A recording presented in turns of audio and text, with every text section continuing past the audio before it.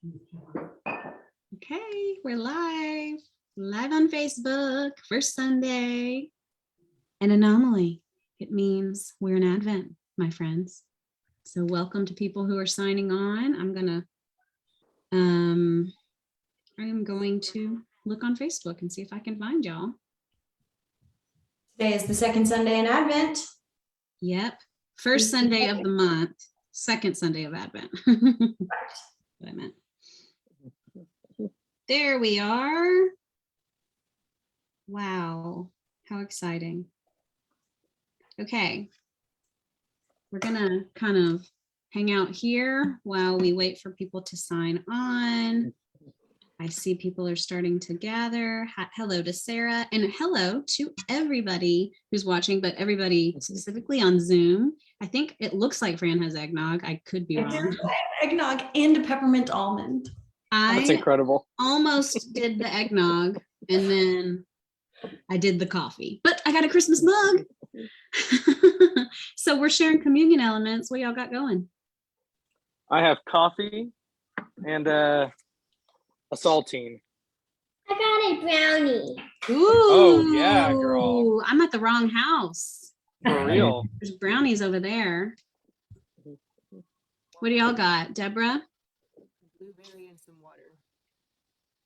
What'd you say?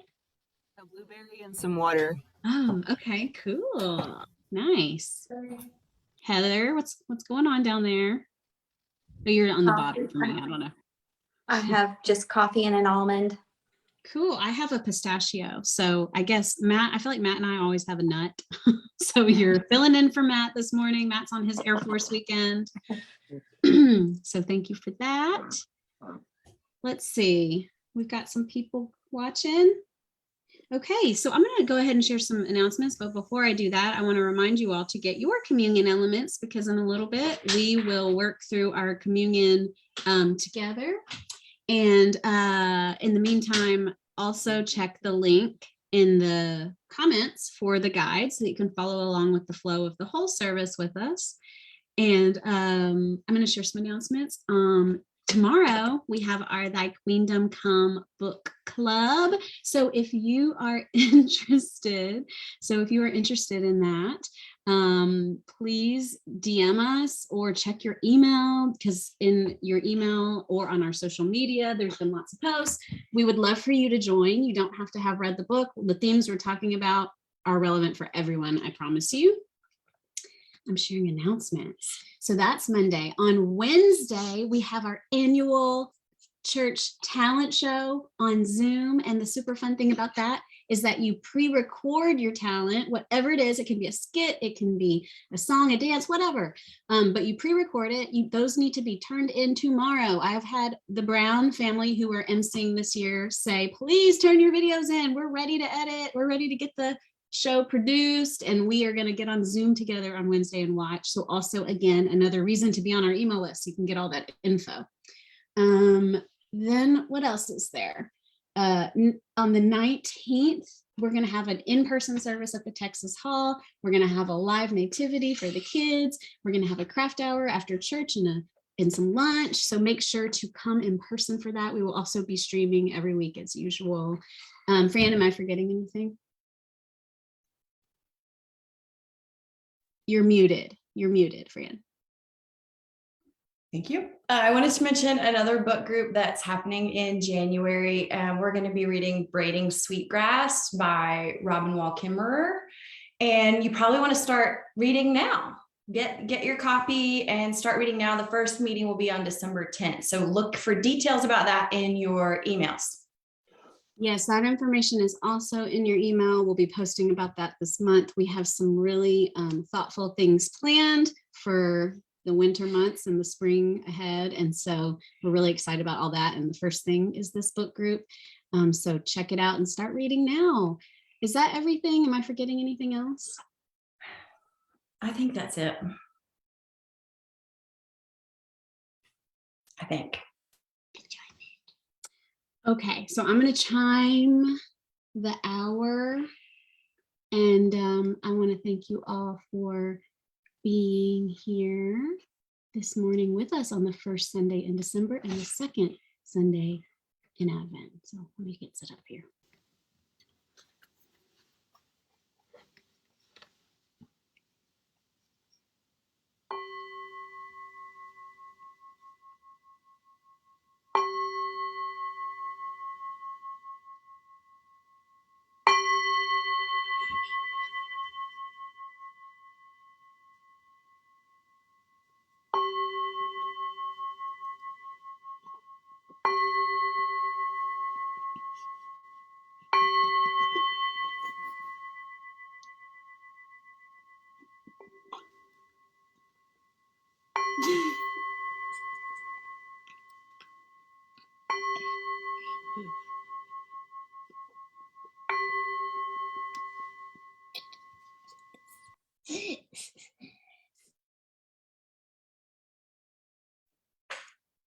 We're going to be lighting the candle of peace.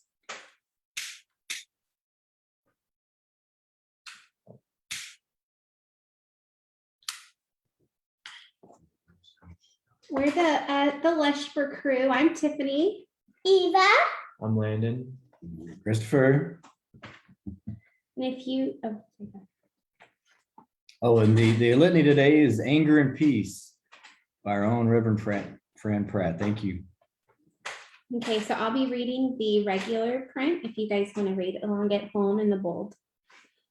God, we are challenged to live peaceably in a society filled with anger.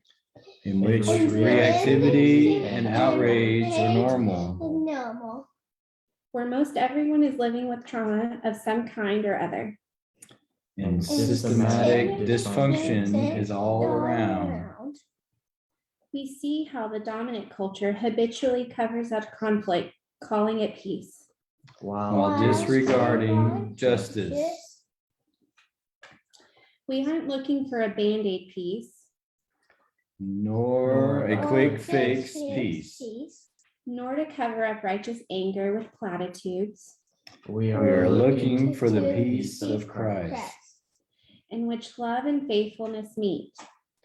Righteousness and peace join forces, We notice our anger knowing it is part of our grief. over our traumas, the world's wrongdoing, our losses. But we don't stay in anger forever. We are learning to be mindful of that anger. To heed what it can teach us about peacemaking. We are learning to attend to the voices among us, Who are crying out in the wilderness. the prophets calling attention to injustice. The way showers pointing to the path of peace. This is our intention in this season of Advent. To come to true peace by allowing God's peace to dwell in us. First, aligning ourselves with our true identity as God's offspring.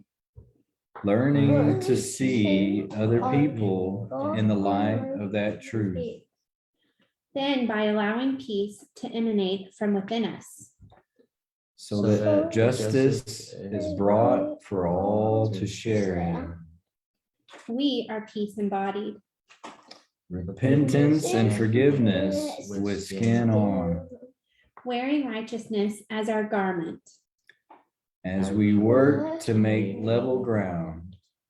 Making crooked ways straight and smooth. So that all who live on the earth can access goodness, freedom, and peace.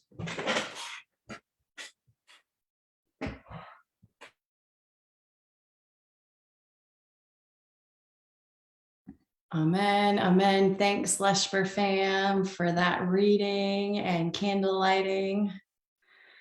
I told y'all last week that we were going to sing O Day of Peace, which is the peace hymn, every week during Advent. And here we are. I've included the lyrics there in the guide for you. If you were around last week, you heard it. It's a hymn that we've brought into our modern life. O day of peace that through all our hopes and prayers and dreams. Guide us to justice, truth, and love. Deliver from all selfish schemes. May swords of hate fall from our hands, our hearts from envy find release, till by God's grace our warring world shall see Christ's promised reign of peace. Then shall the wolf dwell with the lamb, nor shall the fierce devour the small. As beasts and cattle calmly graze, and a little child shall lead them all. Then enemies shall learn to love, while creatures find their true accord. The hope of peace shall be fulfilled, for all the earth shall know the Lord.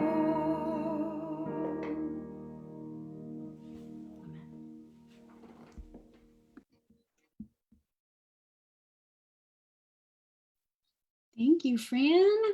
I love that song. Okay, this is time for the kid sermon. So if you are a kid, please gather round. I have a helper with me today. What's your name? Cosette. Cosette. Okay, if you are watching and you're a kid, tell your parents to say hi for you in the comments so we can know and say hi to you. But I'm going to ask Cosette some questions. And you feel free to answer these questions at home with whoever is watching you, watching with you this morning. And you can also put them in the comments if you'd like. Let me find the questions. Okay, Cosette, if you are having company come over, what do you do to prepare? Probably brush my teeth. Oh, you brush your teeth? That's a good one. What else do you do to prepare your home if you have company? Probably Do you tidy up any or? yes. Do you prepare any like games or snacks? Yeah. Okay, so in the mornings, how do you prepare for school? I brush my teeth, get dressed, What else do you do to get eat my ready? vitamins. Have your vitamins, maybe have some breakfast. I was gonna say that. Oh, you were.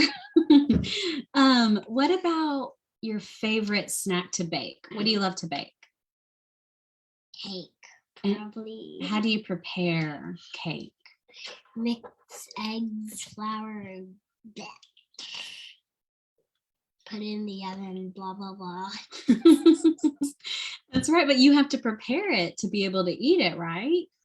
So these are all examples of how we prepare for moments in our daily life. You might hear us talking a lot about Advent right now, and every year in the weeks leading up to Christmas.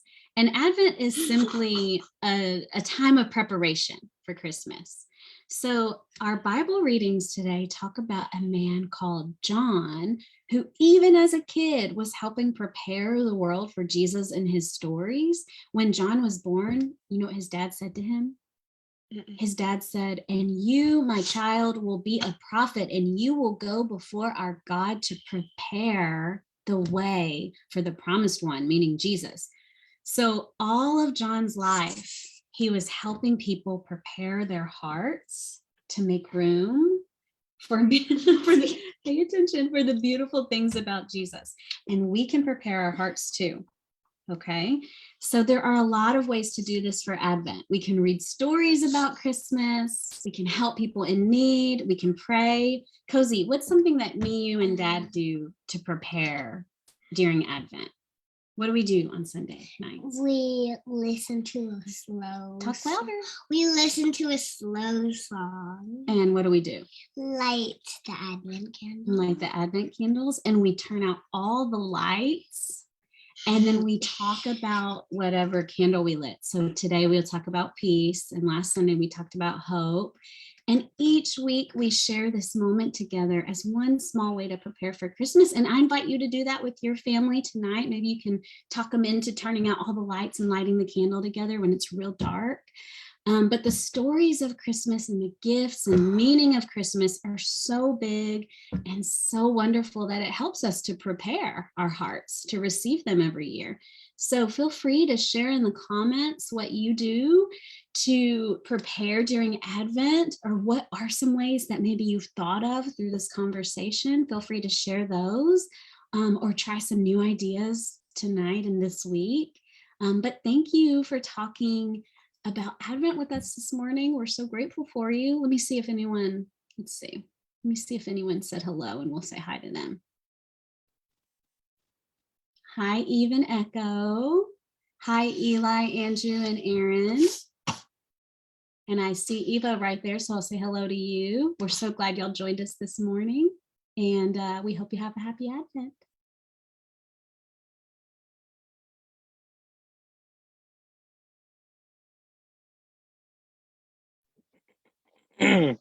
Good morning. Peace, Nicks. I hope everybody is having a good weekend. I am. I'm tired. I was on call last night and I didn't do anything. I just slept poorly. So there's that. If you have not grabbed your communion elements yet, go grab those. I have coffee and a saltine. I do eat saltines just as snacks by themselves. I get a lot of grief about that from Hillary. I also eat lightly salted rice cakes plain, and it's just a good snack. All right. The second week of Advent, we're talking about peace. And as I thought about that this week, I had opportunity to share a reflection in my hospital, and I thought about a couple things because I was also looking forward to this today. And there's a Buddhist master named Sing Young who says that peace is the art of etiquette. Talking softly is the mark of civilization. Smiling is the sunshine of relationships. This is the protocol for modern people.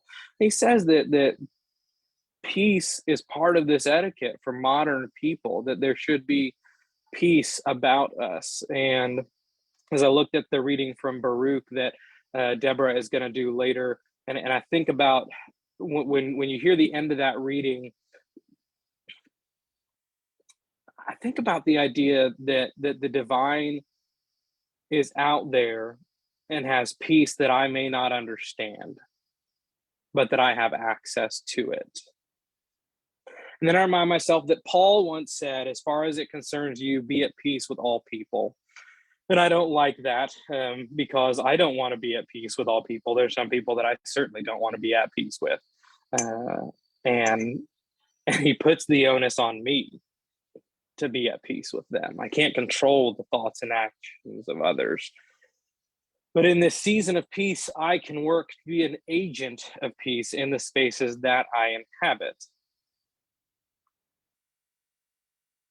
It's hard for me to do that sometimes, but I can remind myself that through softly spoken words, smiling, and a lot of times that's through our eyes because of masks these days, but and offering trust, I can be part of bringing peace.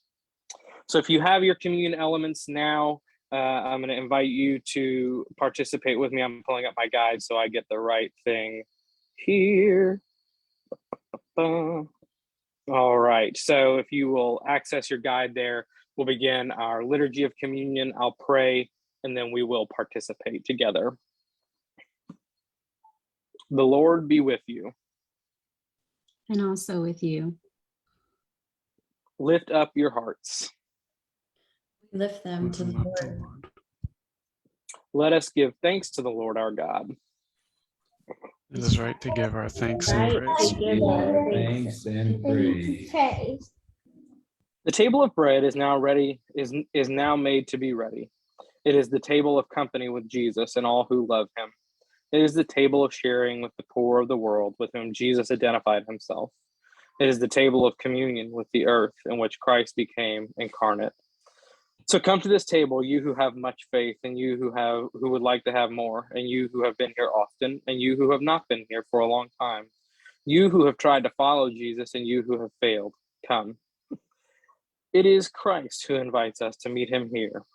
Loving God, through your goodness, we have this bread or saltine or grape or element, and this wine or grape juice or coffee or water or whatever we may be drinking, which has come forth from the earth and human hands have made. May we know your presence in the sharing, so that we may know your touch and presence in all things. We celebrate the life that Jesus has shared among his community through the centuries and shares with us now. Made one in Christ and one with each other, we offer these gifts and with them ourselves, a single living act of praise. So as a reminder, at peace, our communion table is open to all, and that's notified here in the prayer, but you are welcome to participate no matter who you are. So great is the mystery of faith.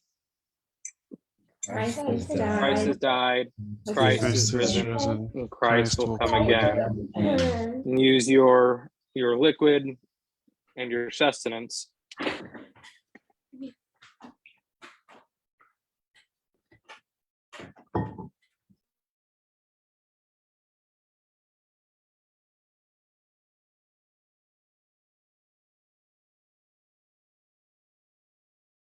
Okay, thank you so much, David. Love that poem and really appreciate you leading us in this Advent reflection during communion. We are going to now move into this part of the service that we always do online called A Deeper Look. And I'm so excited to have Heather here. Heather, let's just go ahead and get started. Introduce yourself. Tell us a little bit about you.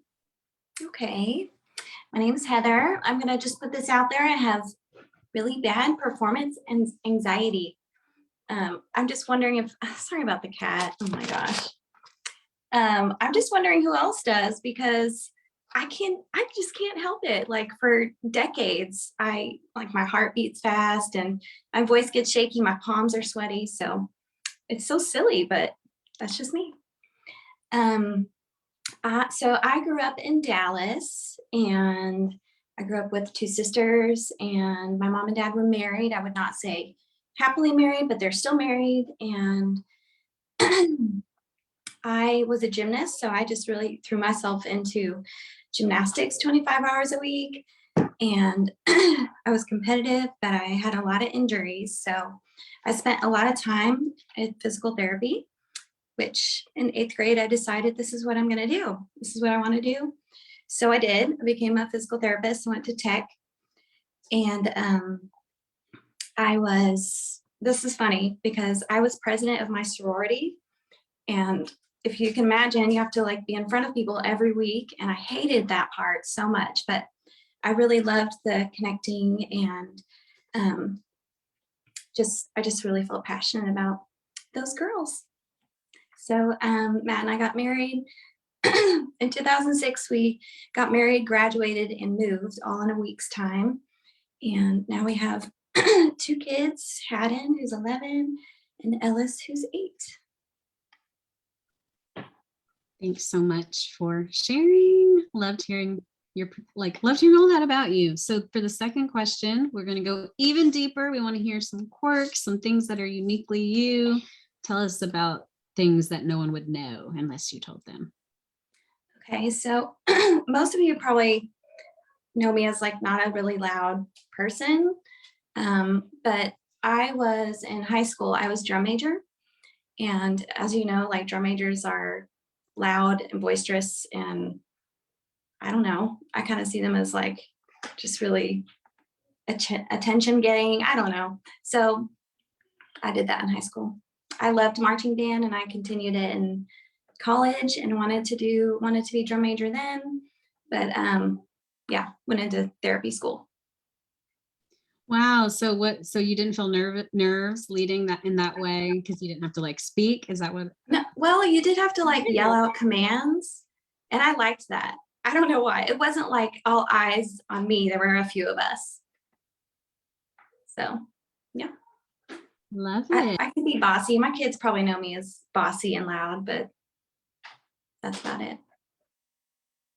Yes, I always say, don't be fooled by Heather. She's hilarious, sarcastic. Like she's so clever. Like you have no idea. She seems quiet, but she's really not.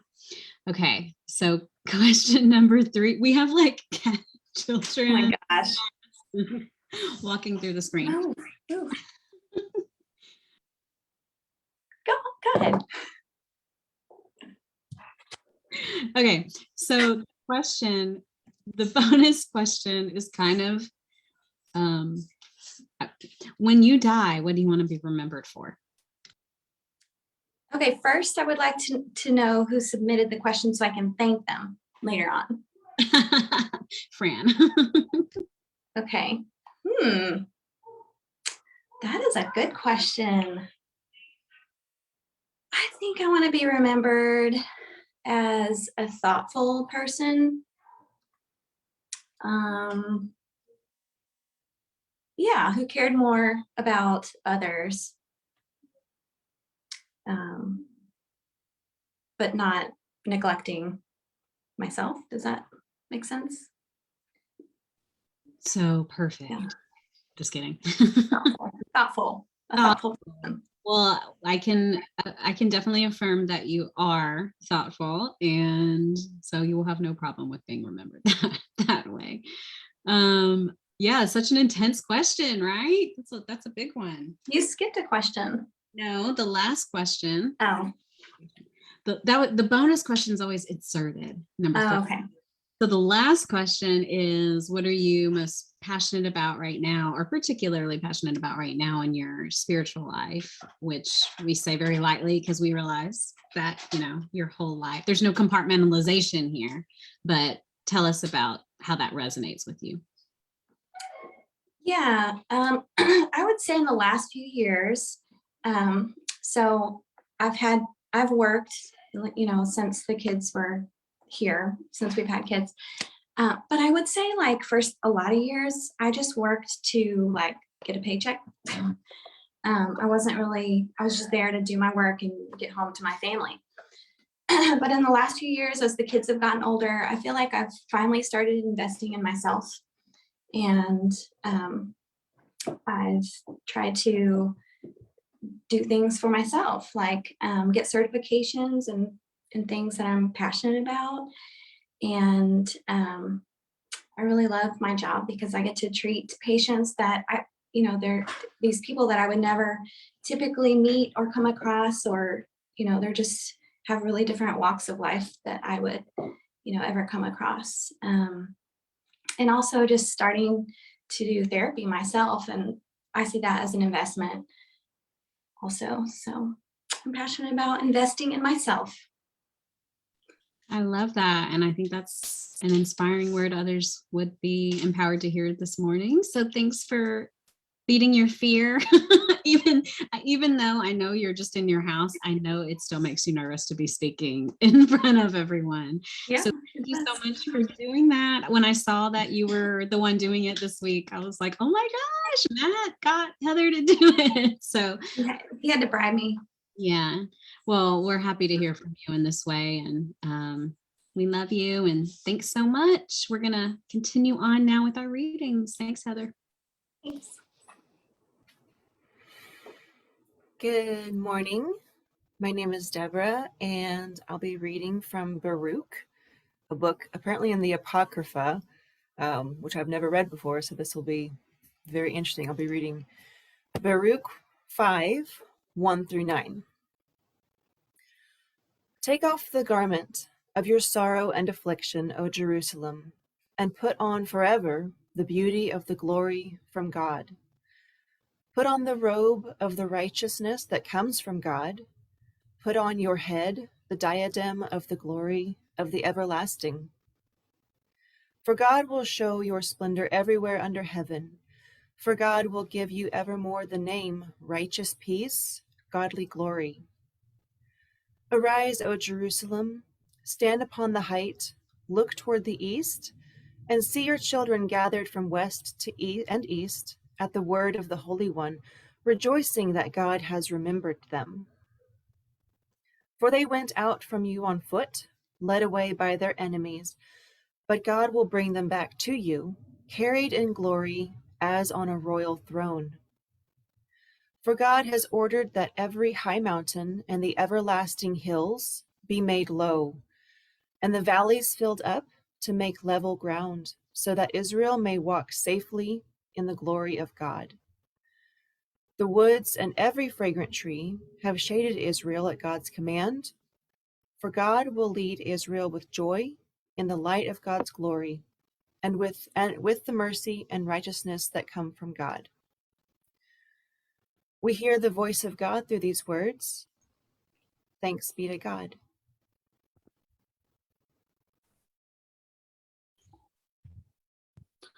All right, and I've got another reading, Luke 1:68 to 79,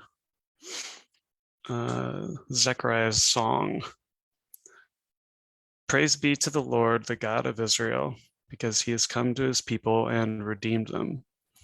He has raised up a horn of salvation for us and the house of his servant David, as he said through his holy prophets of long ago, salvation from our enemies and from the hand of all who hate us, to show mercy to our ancestors and to remember his holy covenant. The oath he swore to our father Abraham, to rescue us from the hand of our enemies and to enable us to serve him without fear, in holiness and righteousness before him all our days.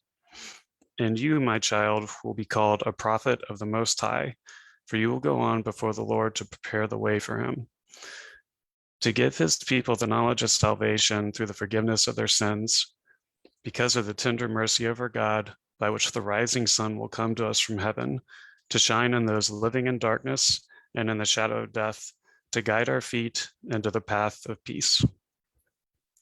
We hear the voice of God through these words. Thanks be to God. To guide our feet into the path of peace. Thanks be to God. Well, we've heard Zechariah's song this morning from Luke 1, and we heard from Baruch. And now I'm sort of skipping ahead and borrowing a text from Advent Week 2, Year A. We're currently in Year C. There are 3 years. We're in Year C. Next year will be Year A.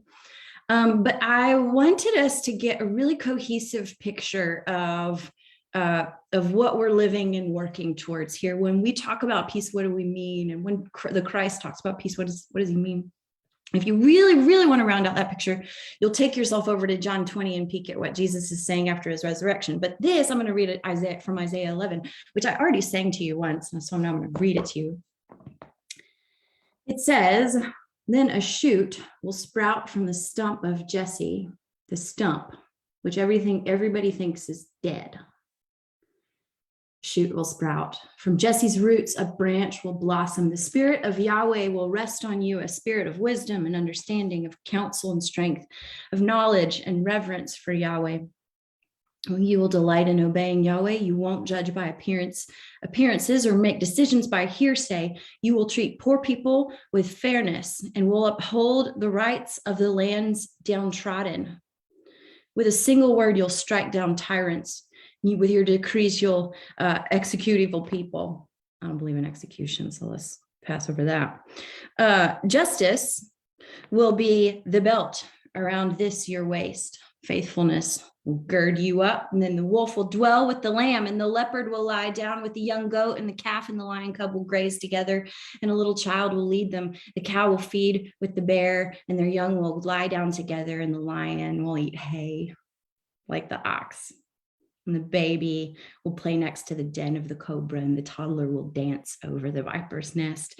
And there will be no harm, no destruction anywhere in my holy mountain. For as the water fills the sea, so the land will be filled with the knowledge of Yahweh. We hear the voice of God in the reading of these sacred words. Thanks be to God.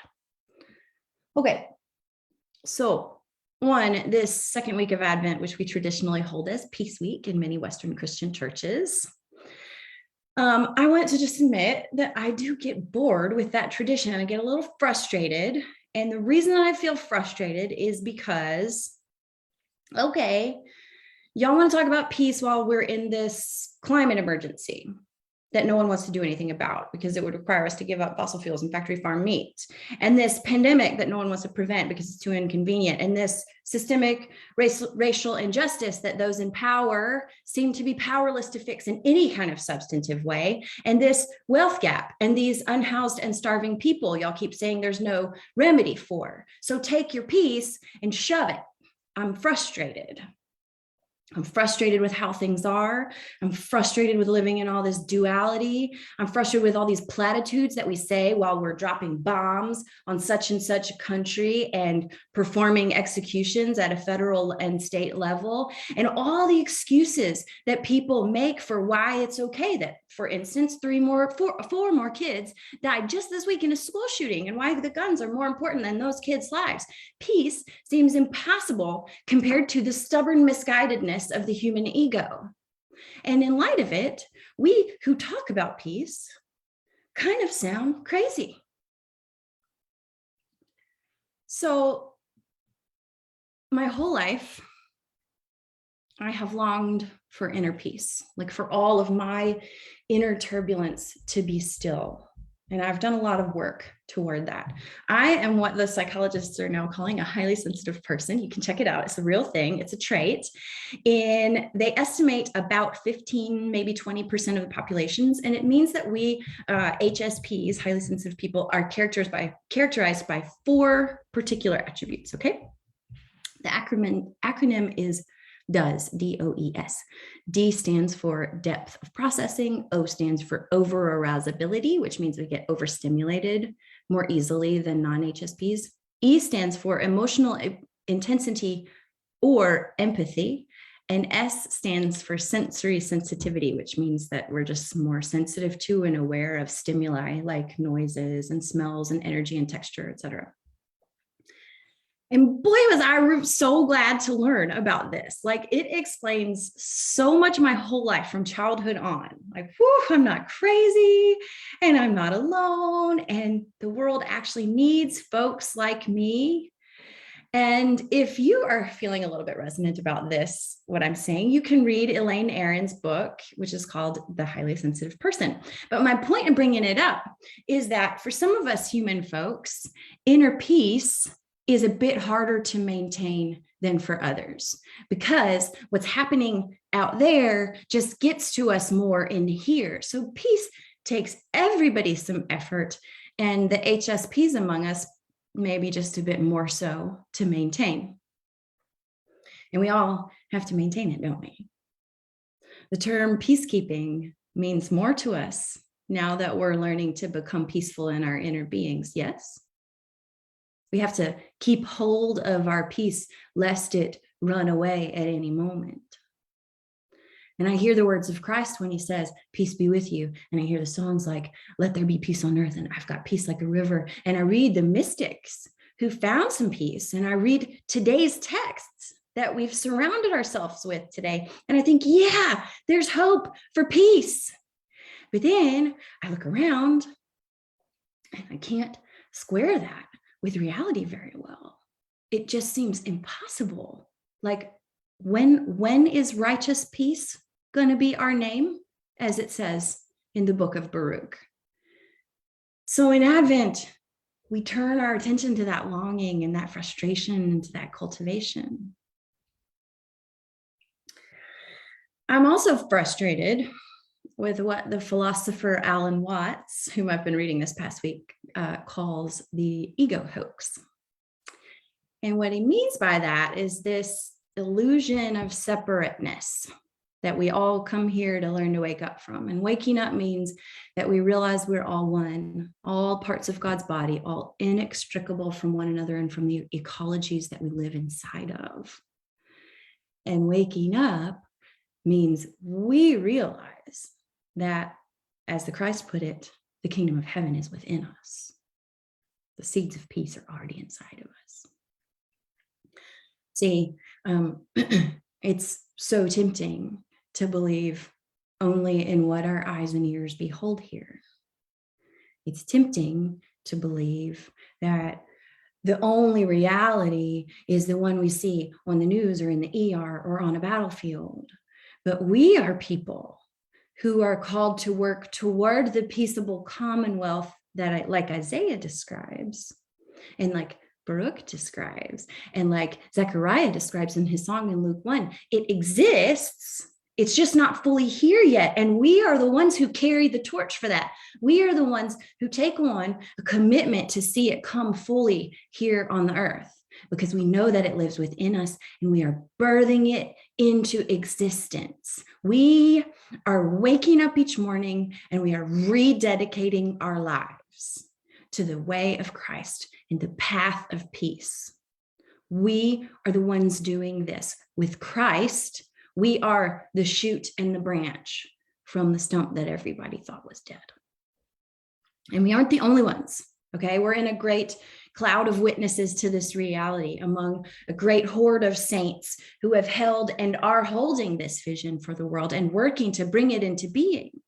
And we are the ones, we are peeling back the veil of what our senses can perceive and beholding possibility beyond it, the one that Christ, among many other humans who've been on the earth, was able to articulate with such compelling language and memorable action.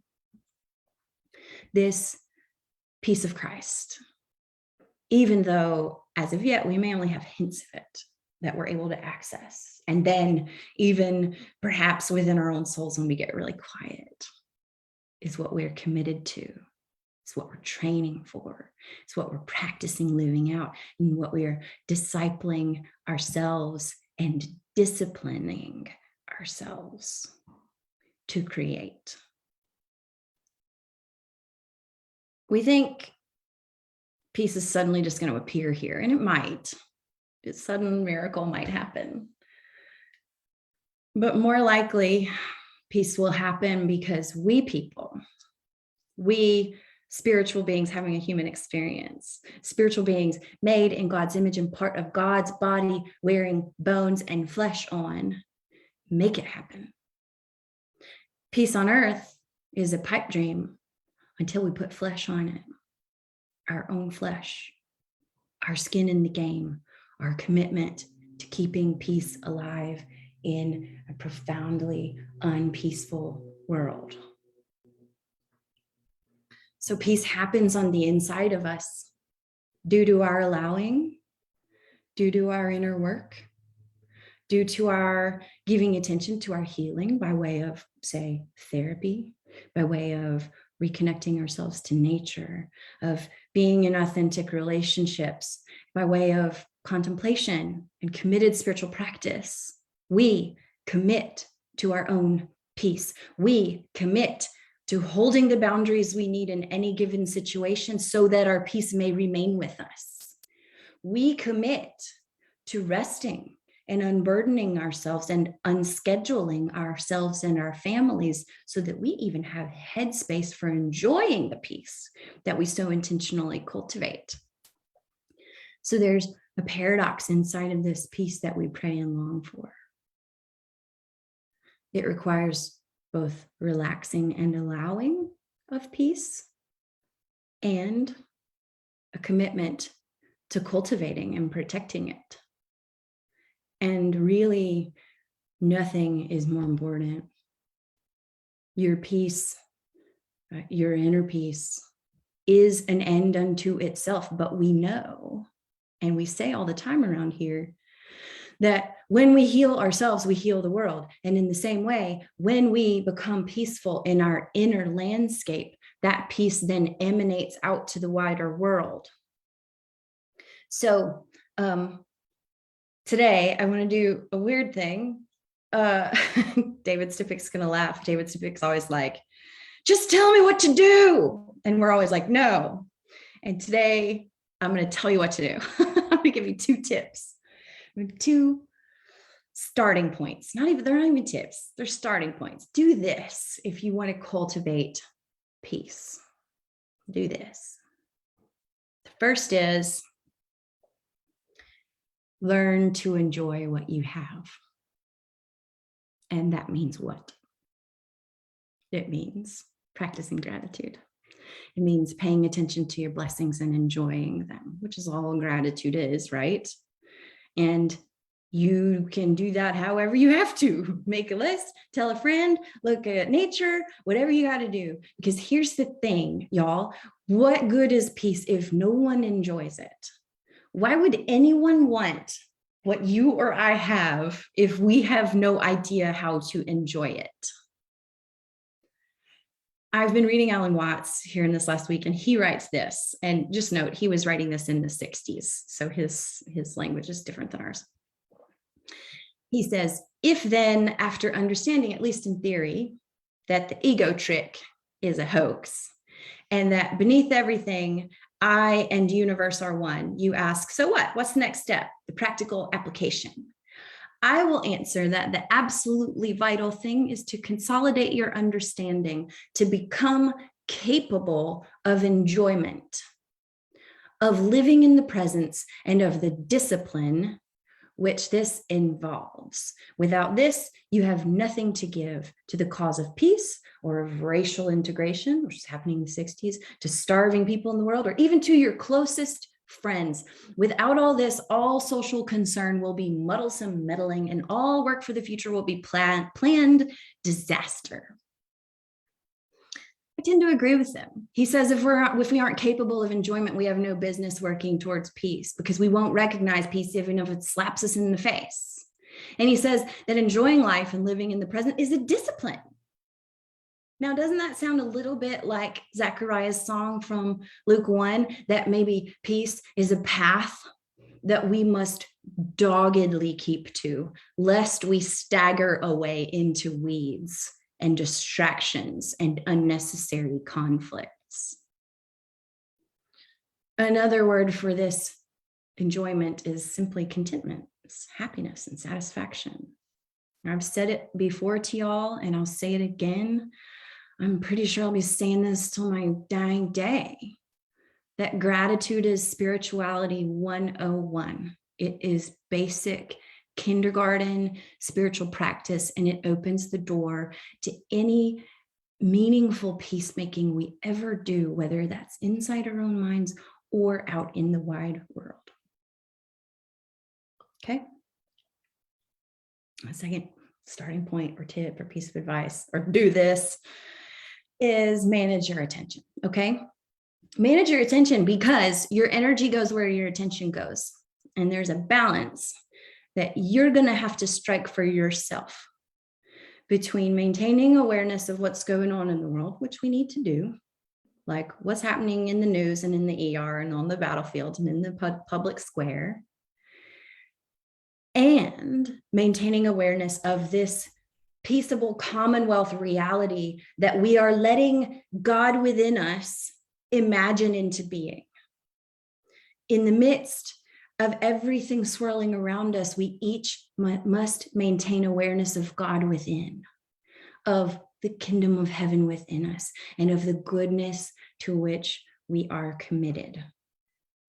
That means that you may have to dedicate some time each day to immersing yourself in that goodness.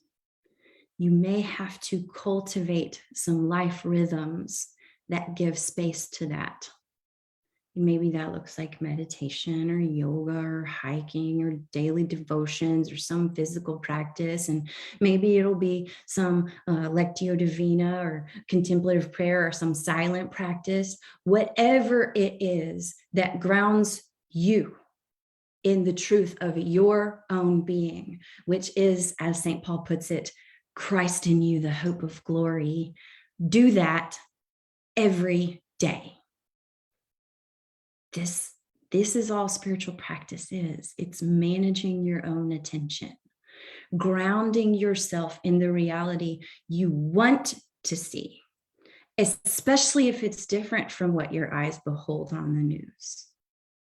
Using the power of the imagination that is part of your divine DNA to envision something better and cling to that, and to allow right action to flow out of that and to give birth to that. Pope Francis says that peace is a daily commitment.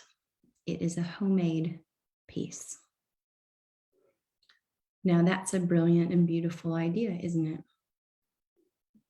We might make peace like we bake bread, or tuck in children, or work wood in the garage, or walk the dog. We might knit peace with our hands. We might plant it in our gardens. A homemade peace that we wake up every day and recommit ourselves to.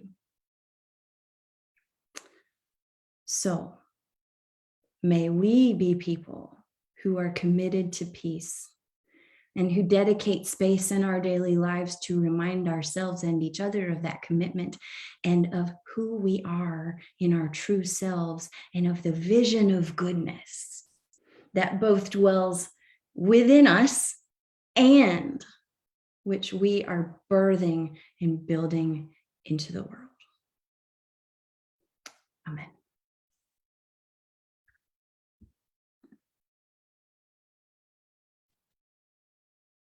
Thank you so much, Fran, for your thoughts on peace, which we all know, based on your vulnerability, are not, just easily attained, something that you've fought hard to think through. And I think going down to those depths and sharing what you found with us is really a gift. So thank you so much for your insight. I want to offer a, I guess like a little transition space from the sermon moment to the benediction.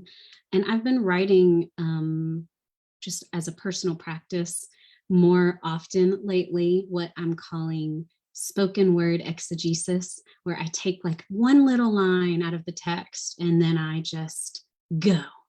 And so I've been doing that also during Advent, and I want to share for week 2 for peace with you, based on the reading from Baruch, which Deborah read, and specifically Baruch 5:7. This is called a non-exhaustive list of things we can count on.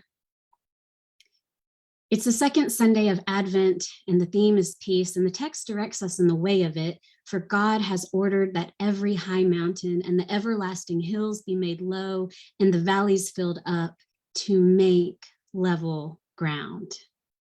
And I wonder, could this leveling be the stuff of peace? This smooth ground, this solid foundation, is this the stuff of peace? Well, then let's equip ourselves with it.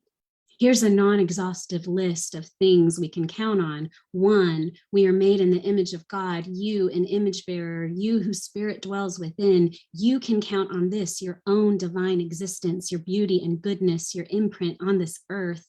2, we are rooted in love, love despite tragedy, love despite injustice, love despite pandemic, love despite grief, pain, stress, loneliness, love we can count on because love never runs out.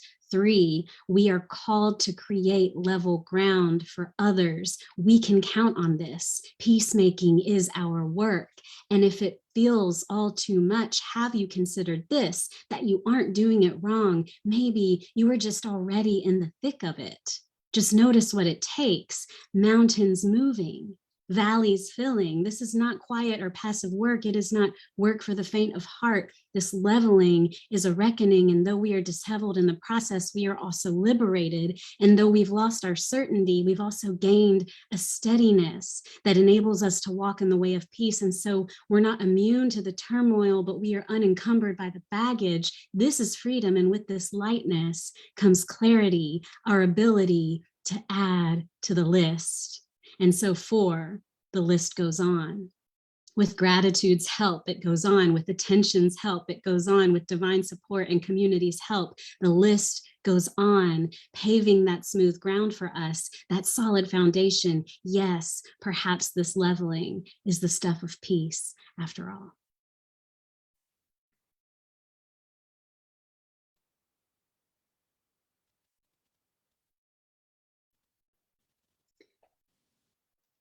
And Deborah, I'm gonna give it to you, but I just want to say I totally wrote attention and gratitude in there already. Like I didn't know what your sermon was gonna say. So such an amazing connection. I love that. I feel like that just speaks more to the divinity that is within each of us and connects us. So I'm going to be reading the Benediction Liturgy now. I will read, if you have your guide, I will be reading the regular print and you can join me in the bold. Lord, you are ascending God. You sent your word to create. You sent Christ to reveal. You sent your spirit to empower. You sent your church to proclaim. Send us, O God, to renew the earth. The earth. Lead us by your spirit and your word. As your people, we now go. By our peace, we will make you known.